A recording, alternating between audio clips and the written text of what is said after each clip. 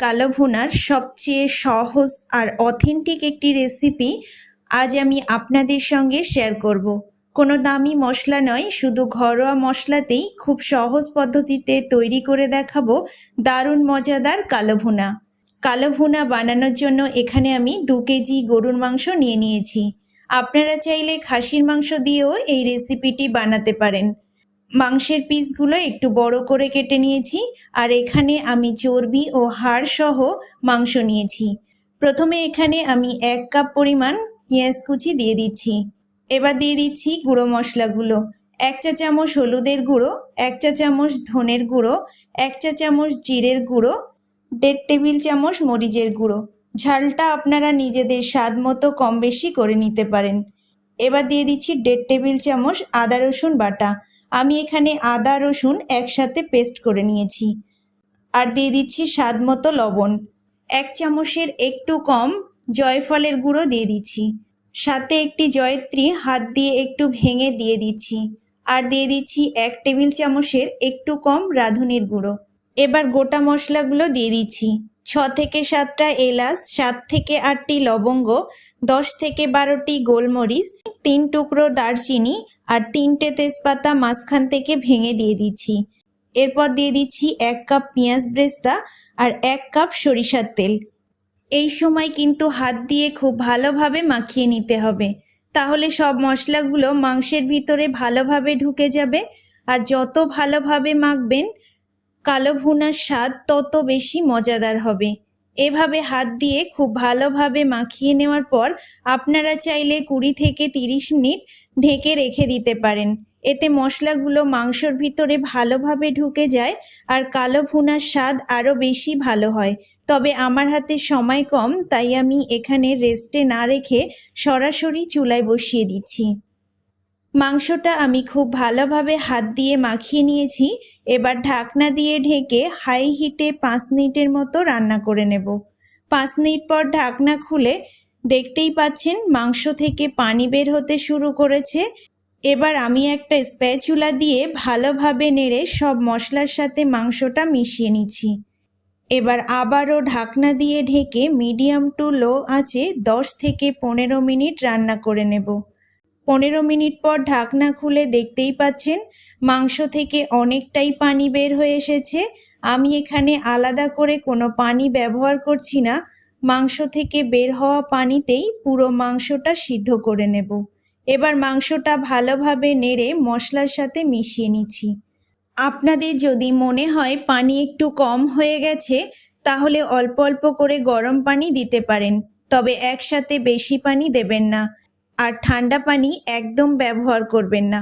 অল্প পানি দিয়ে মাংসটা কষিয়ে দেখবেন, প্রয়োজন হলে পরে আবার পানি একটু দিতে পারেন। এবার আবারও ঢাকনা দিয়ে ঢেকে দিলাম। 20 থেকে 30 মিনিট পর ঢাকনা খুলে দেখুন মাংসটা অনেকটাই সিদ্ধ হয়ে এসেছে। আবারও খুব ভালোভাবে নেড়ে নিচ্ছি যেন নিচেই পুড়ে না যায় আর সব মশলাগুলো সুন্দরভাবে মাংসের সাথে মিশে যায়। এবার আবারও ঢাকনা দিয়ে ঢেকে দিচ্ছি। কিছুক্ষণ পর ঢাকনা খুলে আবারও মাংসটা খুব ভালোভাবে নেড়েচেড়ে মিশিয়ে নিচ্ছি। এই সময় কিন্তু চুলার আঁচ একদম লো রাখতে হবে। আমি পুরো রান্নাটাই লো হিটে করছি। চুলার আঁচ বেশি করা যাবে না, তাহলে মাংস পুড়ে যেতে পারে। কালো ভুনার আসল স্বাদ বা রং কোনোটাই আসবে না। তাই লো হিটে বারবার নাড়াচাড়া করে ঢেকে আবারও নেড়ে এভাবেই রান্না করতে হবে। এবার আর আমি ঢাকনা দিচ্ছি না, শুধু নাড়াচাড়া করতে থাকবো। ধীরে ধীরে দেখবেন মাংসের কালার অনেকটাই চেঞ্জ হতে শুরু করেছে। এই সময় ধৈর্য ধরে নাড়াচাড়া করতে হবে, তাড়াহুড়ো করলে কিন্তু কালো ভুনার আসল কালার আর স্বাদ আসবে না। এবার দেখুন মাংসের কালারটা অনেকটাই চেঞ্জ হয়ে এসেছে। এই পর্যায়ে দিয়ে দিচ্ছি 1 টেবিল চামচের একটু কম গরম মশলার গুঁড়ো আর 1 টেবিল চামচের একটু কম রাঁধুনির গুঁড়ো। এবার সব কিছু আবারও ভালোভাবে মাংসের সাথে মিশিয়ে নিচ্ছি। মাংস বেশ কিছুক্ষণ ধরে কষিয়ে নিয়েছি। মাংসের কালারটা দেখুন অনেকটাই চেঞ্জ হতে শুরু করেছে। এবার আমি মাংসের বাগারটা দিয়ে নেব। এদিকে একটা কড়াই বসিয়ে পরিমাণ মতো তেল গরম করতে বসিয়েছি। তেলটা গরম হয়ে এলে এর মধ্যে দিয়ে দিচ্ছি পেঁয়াজ কুচি। হালকা নেড়ে চেড়ে ভেজে নিচ্ছি। পেঁয়াজের রঙটা একটু চেঞ্জ হতে শুরু করেছে। এই সময় দিয়ে দিচ্ছি 1 টেবিল চামচ রসুন কুচি। রসুনটা দিয়ে আবারও নাড়াচাড়া করছি। রসুনের রং হালকা গোল্ডেন হয়ে সুন্দর ঘ্রাণ বেরোতে শুরু করেছে। এখন দিয়ে দিচ্ছি 4 থেকে 5টি শুকনো মরিচ। এবার সব কিছু আবারও নেড়ে চেড়ে ভেজে নিচ্ছি। এই বাগারটাই কিন্তু কালো ভুনার স্বাদ আর ঘ্রাণকে আরও কয়েক গুণ বাড়িয়ে দেয়। পেঁয়াজ, রসুন আর শুকনা মরিচ একসাথে খুব ভালোভাবে ভাজা হয়ে গেছে। এবার মাংসের মধ্যে ফোড়নটা দিয়ে দিচ্ছি। হালকা করে নেড়ে সব কিছু মিশিয়ে নিচ্ছি। ঢাকনা দিয়ে ঢেকে রাখছি। ফোড়নটা দেওয়ার পর একটু ঢেকে রাখলে এই সুন্দর ঘ্রাণ আর ফ্লেভারটা মাংসের ভিতরে খুব ভালোভাবে চলে যাবে। কিছুক্ষণ পর আবারও ঢাকনা খুলে সব কিছু খুব ভালোভাবে নেড়েচেড়ে মিশিয়ে নিচ্ছি। এবার এখানে একটা পেঁয়াজ 4 ভাগ করে খোসাগুলো ছাড়িয়ে দিয়ে দিচ্ছি। তারপর পেঁয়াজের খোসাগুলো মাংসের সাথে খুব ভালোভাবে মিশিয়ে নিচ্ছি। কালো ভুনা মানেই কিন্তু ধীরে ধীরে কষিয়ে রান্না করা। যত ধৈর্য ধরে আস্তে আস্তে জাল করবেন, কালো ভুনার রং আর স্বাদ তত সুন্দর হবে। এরপর আবারও ঢাকনা দিয়ে 2 থেকে 3 মিনিট ঢেকে রাখছি, যাতে পেঁয়াজটা একটু সফট হয়ে যায়। তারপর আবারও ঢাকনা খুলে ভালোভাবে নাড়াচাড়া করে মাংসটা আবারও কিছুক্ষণ জাল করে নিচ্ছি। মাংসটা খুব ভালোভাবে নেড়ে মিশিয়ে নিচ্ছি।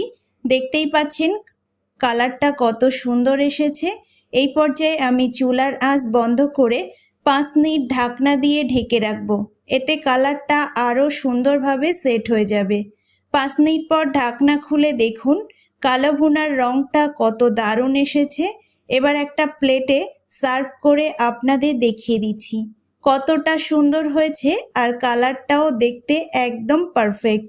আশা করছি এই সহজ কালো ভুনার রেসিপিটি আপনাদের ভালো লেগেছে। রেসিপিটি আপনাদের কাছে কেমন লাগলো অবশ্যই কমেন্টে জানাতে ভুলবেন না। আজকের মতো এখানেই শেষ করছি। দেখা হচ্ছে পরবর্তী কোনো রেসিপিতে। ভালো থাকবেন, সুস্থ থাকবেন। ধন্যবাদ।